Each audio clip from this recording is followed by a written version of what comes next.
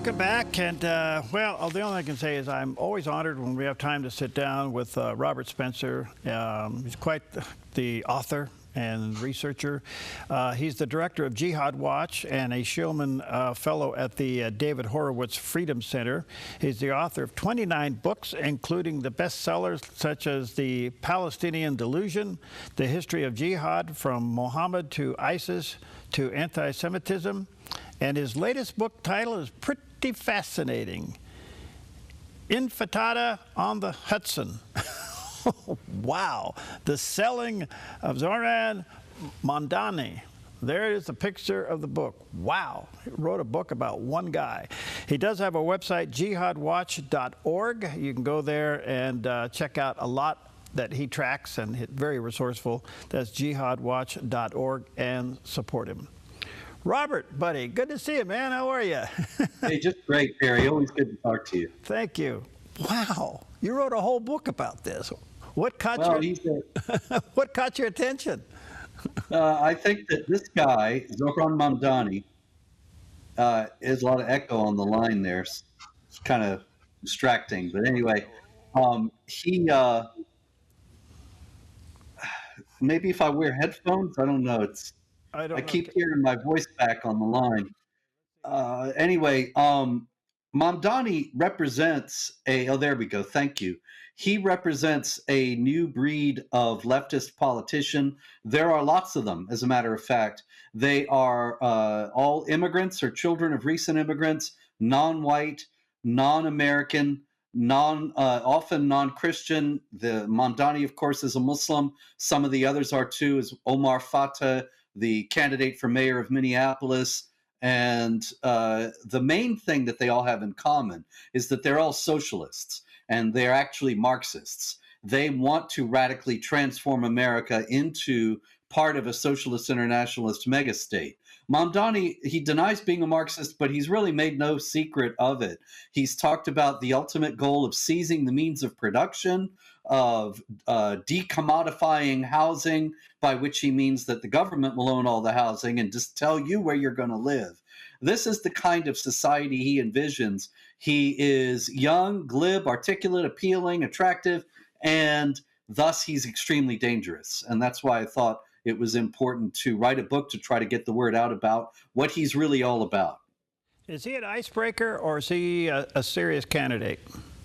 He is a very serious candidate. He's likely to be the mayor because, of course, New York in the first place is already far left, and so that doesn't really bother them about him.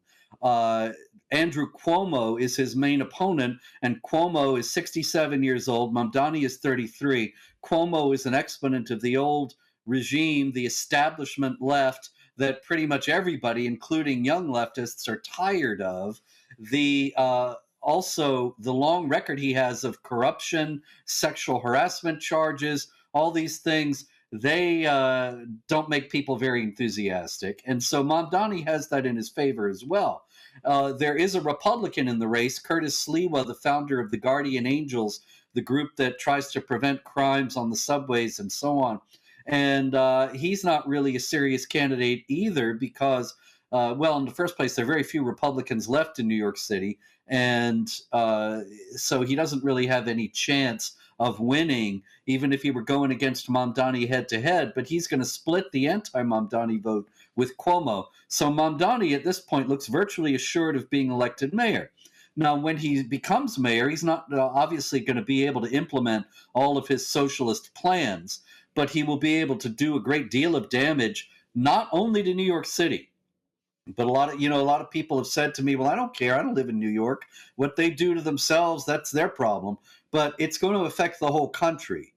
When he bankrupts the city, which is virtually certain, for one thing, he will demand that the federal government bail him out, and then he'll be able to blame Trump if Trump refuses for all the ills of New York City. But as a Marxist, as a Twelver Shiite Muslim, he wants to see New York destabilized. He wants to see high crime. He wants to see division among the people. People might have a hard time believing this, but the whole idea of those guiding philosophies is to create chaos in the existing regime in order to destroy it, in order to replace it with the regime they envision. Now, those regimes they've envisioned, both Marxists and Twelvers Shiites, those are very different, but they're united in their hatred of America. So the damage this guy could cause is extraordinarily high. Does Trump get involved in this campaign? Yeah, Trump actually has made some statements about how he's not going to let Mamdani destroy New York, but it's hard to see how he could actually stop him. Constitutionally, legally, the mayor of New York has a very free hand to do a great deal of damage. And you take, for example, the immigration issue.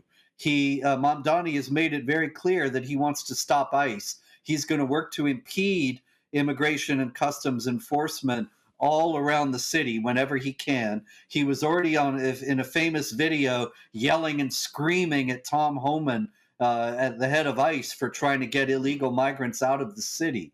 So you have that. Then you have the fact that he is a Twelver Shiite and that's the official religion of Iran, the country where they're screaming regularly, "Death to America." And the Ayatollah Khamenei said, this is not just a slogan, it's a policy. It's a goal. It's our mission. And so you can just imagine if you have Twelver Shiites who want to kill people in the United States. This has already happened. Masih Alinejad is an Iranian dissident in New York, and the Iranian government sent a kill squad to kill her to New York a few years ago. What if Mamdani had been mayor then? He might have turned a blind eye because he's got no problem with this kind of thing. And it's the same thing with the Marxists. They want to see New York destabilized. They want to see America destroyed. You've got the mayor of the largest city in the country being sympathetic to that. He could let in any number of terrorists and criminals, impede the work of ICE to stop them, and then those people could do any amount of damage, both in the city and the country at large. There's a lot to unpack here. Does Wall Street eventually pack up and leave? Yeah. See, this is the thing. Socialist regimes, Perry, they always got to have a wall. The most famous one is the Berlin Wall, but the Soviet Union, it was illegal if you said, hey, I think I'm going to emigrate to France. No, you're not.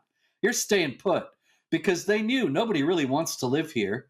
People are forced to live here. They can't, no matter how hard they work, they can't get ahead. They just take what the government gives them. A lot of people wanted to get out, so they had to prevent people from getting out. That's one thing Mamdani's not going to be able to do. He can't keep people from leaving New York because he's not the head of a separate independent country.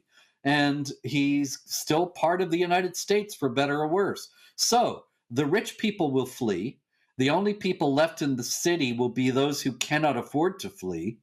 And so all the grandiose schemes that he's promising are going to not be paid for. The whole thing will collapse and the city will go bankrupt. And the city's status as the financial hub of the United States will be destroyed. And that will have a lot of destructive effects on the nation as a whole.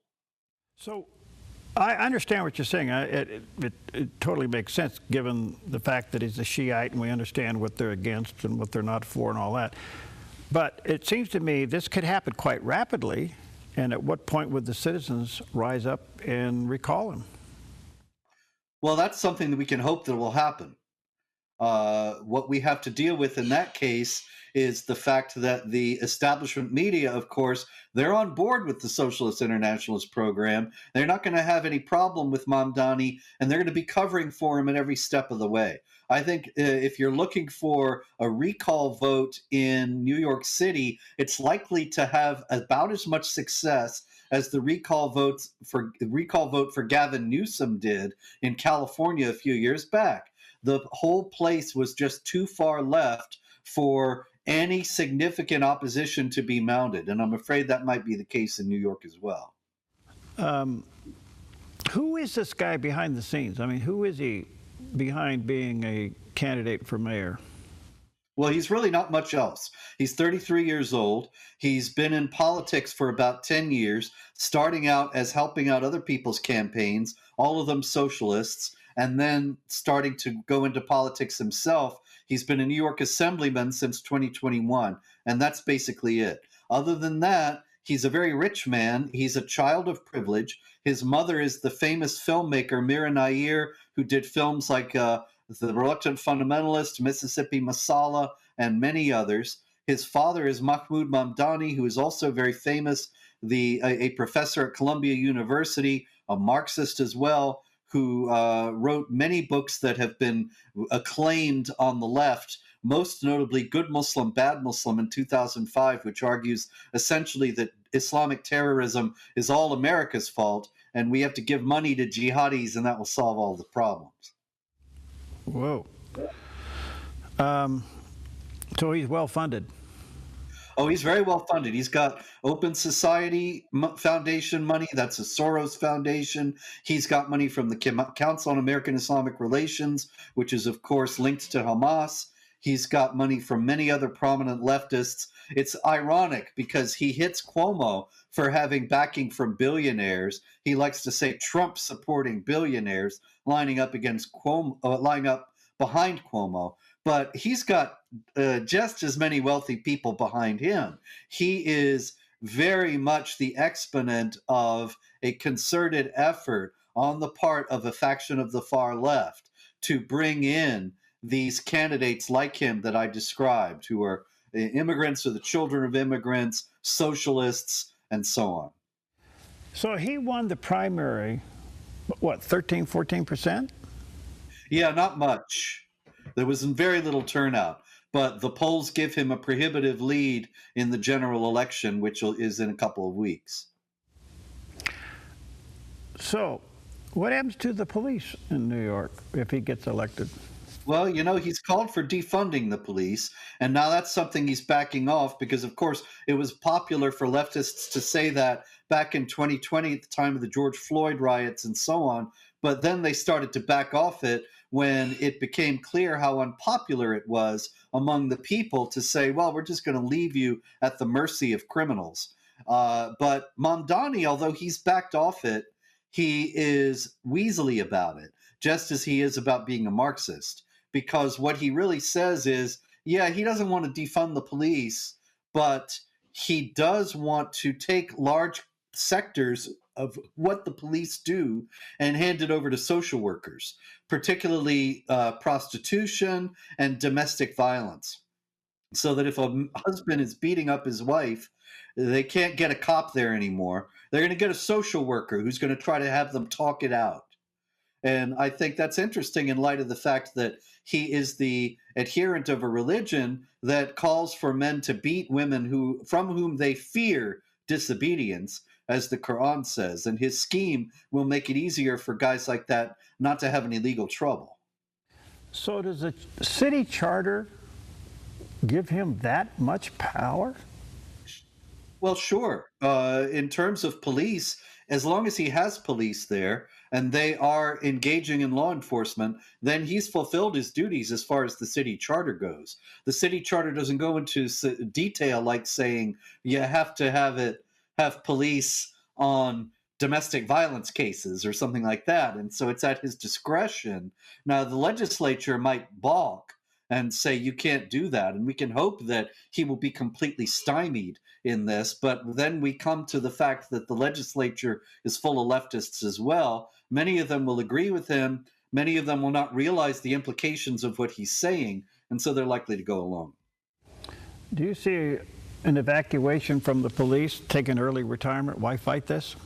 That's already starting. There have been many, many police from the NYPD who have retired early because they were tired of being insulted and abused during the mayoral tenure of de Blasio. It stabilized a bit during the tenure of Eric Adams, who was a policeman himself, if I recall correctly, but in any case was not so anti-police as de Blasio. Mamdani, however, there have already been police spokesmen saying this guy becomes mayor, we're going to see a mass exodus, and there's not going to be very many policemen left in the city. And you can imagine that recruitment will also be low because who will want to be a policeman under those circumstances? Yeah. You know, it'll be interesting about this, just kind of a sidebar here, is the 3 or 4 of the major media networks headquarters are there. And they're going to go downstairs and be on the streets of chaos. It's going to be interesting to see how they cover this. It is because other than Fox, they're likely to want to minimize it and say everything's great. But if they themselves are suffering as a result of it, it might be more difficult for them to sustain the fiction. Amazing. All right, let me take a quick break here. We'll come back. Intifada on the Hudson, that's the name of the title of the book. There's a picture of the cover of the book on the screen. It has to do with now mayoral candidate Mamdani. This is pretty alarming. Also, check out Robert's website and support him, jihadwatch.org. We'll be right back.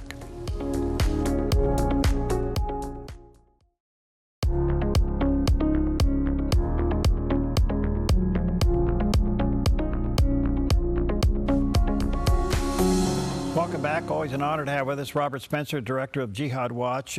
His new book, he's got quite a few books out, and they are all very educational and informative. His new one, I think it's kind of like a big siren going off, a big alarm here. It's called Intifada on the Hudson. It has to do with the selling of the mayoral candidate in New York City, Mamdani, who obviously wants to take that town in a whole new direction. Couple things here, Robert. I'm not trying to dig too deep here. I'm just trying to get a 30,000-foot view. But given his commitment to his faith, especially on the Shiite sect of the Muslim faith, do you expect, in addition to running the city into the ground economically, that there'll be a rise of discrimination against all faith other than Islam? I think that's very likely. He's already spoken about instituting measures that would strip city funds from institutions that support the state of Israel, which of course would mean any Jewish-run institution, any synagogue, and so on. I'm talking about city support that all institutions enjoy. And so he hasn't gotten far with all that kind of thing, but it's very clear that he's going to govern as mayor on the basis of his beliefs and proclivities. And so that's going to mean putting Jewish institutions at a disadvantage as well as others, and certainly favoring the Muslim community in New York City, which has been rapidly growing. On the other hand, the Jewish community in New York is no small bunch. Yes. I mean, are they ready for that? A lot of them are going to vote for him, Terry. It's a strange thing, but you have so many Jews who are on the left today, and they don't seem to realize how dangerous this guy is, how deeply anti-Israel and even anti-Jewish he is. And so they're going to be part of the people putting him in the mayor's mansion. Is there a possibility he loses? Yes, absolutely.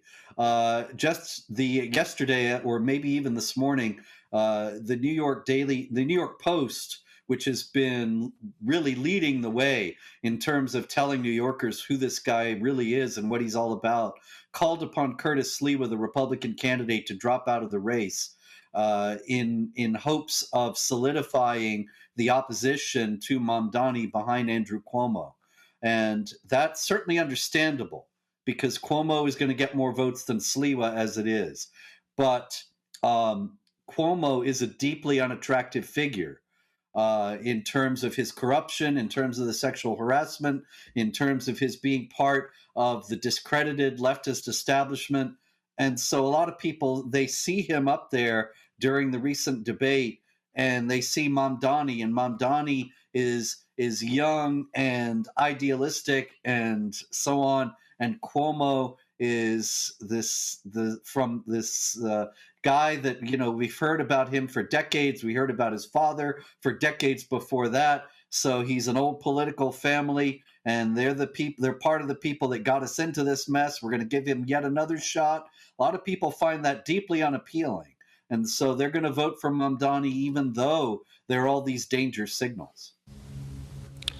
Okay, but if the attack against Mamdani continues, especially with hometown press of how dangerous he is, and they're able to force the other guy out of the race, I understand all the problems with Cuomo, but on the other hand, he would be more controllable than a Mamdani, don't you think? Yeah, and he's still less dangerous. Uh, Certainly, Andrew Cuomo as mayor of New York would be bad, but it wouldn't be as bad as Zohran Mamdani as mayor of New York. And so, yes, Cuomo still could win. It could happen.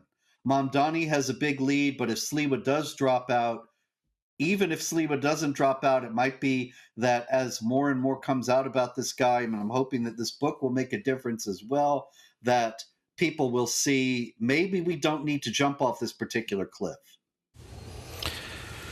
Whew. Gosh. Are you surprised by this? Are you surprised in America people like this who, even their campaign rhetoric says, we're going to go in another direction, a very radical one. Are you surprised that they are rising to this level of notoriety? I'm surprised that it's so open. I mean, he still does deny that he's a Marxist, but it didn't take a whole lot of digging when I was researching this book to find all his Marxist statements, which he made without any hesitation and without any fear of political repercussions.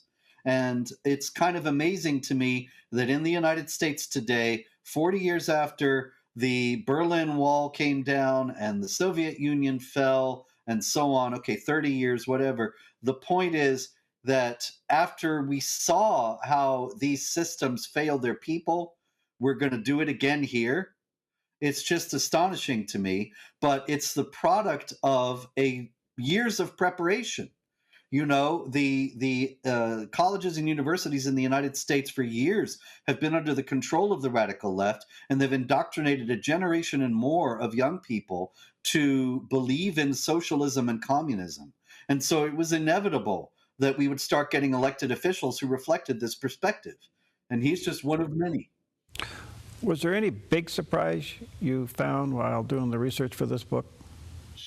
Well, not particularly. I found that while he claims that he is funded by common folk and the grassroots, he really gets millions from far left organizations, including some that are Soros organizations. That was no surprise. He's a child of privilege and a total hypocrite, but that's how socialist leaders always are. You remember the Soviet leaders, they always lived high in great mansions while it was the people who were suffering. And that's no different for Mamdani either. Lenin justified that saying, well, you know, the people's vanguard, they have to be taken care of. And so he obviously has learned that lesson. He's no rebel either. He's just his parents' child. His parents are both very prominent Marxists, and he is too. He's their boy. Well, God have mercy on New York City. So all I can say is hopefully some kind of, awakening quickly happens. I want to turn your attention for the few moments I have left, Robert, over to the peace deal in the Middle East. And as you know, Hamas is not cooperating. They have a couple things going on. They're very, very slow in returning the bodies of hostages, but they're also now killing Palestinians openly in the streets, and they are now refusing to disarm. Given your background and your research, you know where, well, let me ask you this. Do you have any idea where this is going to end up? I mean, do you think that Hamas is going to change its stripes overnight? Hamas is not going to change its stripes.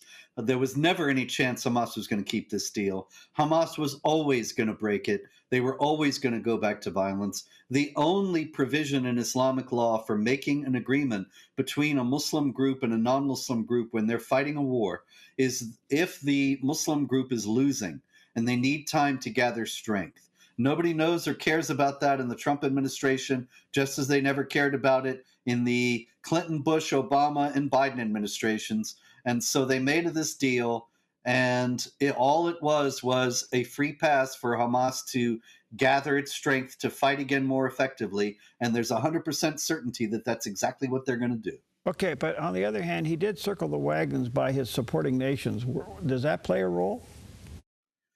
Well, do you mean like Qatar and so on? Yeah, just Trump having that peace meeting over in Egypt, which is somewhat hypocritical, but nonetheless, he did bring these supporters of Hamas together to sign a peace deal. Was that just a big show? Yeah, I mean, as far as they're concerned, yeah. He probably takes it seriously. But this shows the hazard of ignoring the role of Islamic law in all this. Qatar, the leaders of Hamas were in Doha celebrating on October 7th. And Qatar gave them safe haven for a considerable period after that. And Israel bombed Qatar in order to kill the Hamas leaders. And now Qatar is a partner for peace. This is just Hamas at the negotiating table.